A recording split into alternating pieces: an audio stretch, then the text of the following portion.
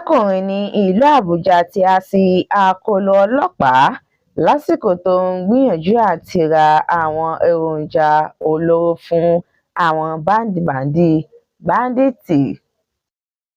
Ẹ kú dédé àkókò yìí ẹ̀yin aráalé, èyí ni kókó ìwé ìròyìn tó ń jáde sí etígbọ̀ọ́ yín láti iléeṣẹ́ Àtòtàrí Online TV. Orúkọ tèmi ni Títílayọ̀mí Abdulkareem.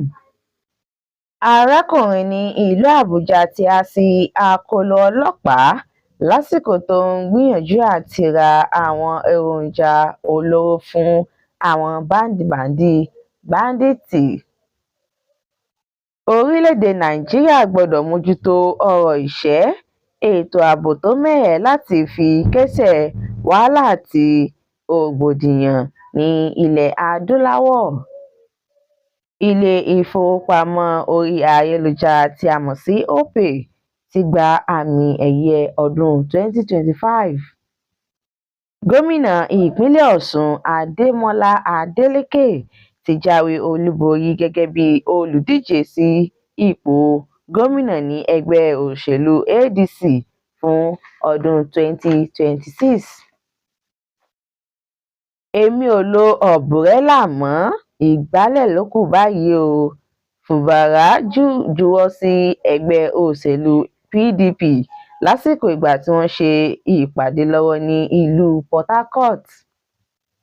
Gómìnà Ṣèyí Mákindé buwọ́lu sísan owó oṣù kẹtàlá fáwọn òṣìṣẹ́ ìjọba nípínlẹ̀ Ọ̀yọ́. Àwọn ẹ̀ṣọ́ aláàbò tó ń ṣọ́ ọmọ ààrẹ Tinubu ti pọ̀ jù, ìfẹ́ rírú ẹ̀ rí, èyí ò Ṣèyí Tinubu. Ọ̀jọ̀gbọ́n Wọlé Ṣóyínká sọ̀kò ọ̀rọ̀ sí Tinubu àti ọmọ rẹ̀. Lẹ́ẹ̀kan sí ẹ gbọ́ kókó inú ìwé ìròyìn. Arákùnrin ní ìlú àbújá ti há sí akóló ọlọ́pàá lásìkò tó ń gbìyànjú àti ra àwọn èròjà olóró fún àwọn báńdíìtì. Orílẹ̀-èdè Nàìjíríà gbọ́dọ̀ mójútó ọ̀rọ̀ ìṣẹ́, ètò ààbò tó mẹ́hẹ láti fi kẹ́sẹ̀ wàhálà àti rògbòdìyàn ní ilẹ̀ adúláwọ̀. Ilé ìfowópamọ́ orí ayélujára tí a mọ̀ sí Opay ti gba àmì ẹ̀yẹ ti ọdún 2025.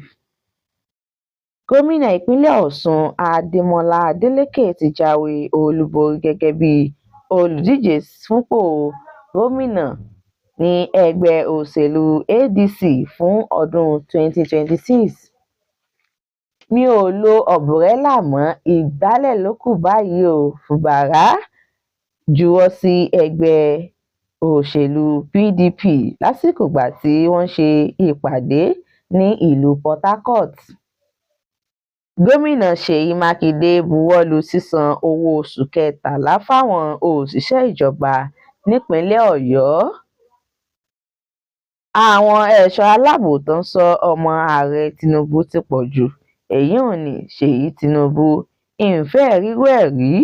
Ọ̀jọ̀gbọ́n Wọlé Ṣóyínká sọ̀kò ọ̀rọ̀ sí Tinubu àti ọmọ rẹ̀. Kò jù bẹ́ẹ̀ lọ fún ti àṣálẹ́ tòní.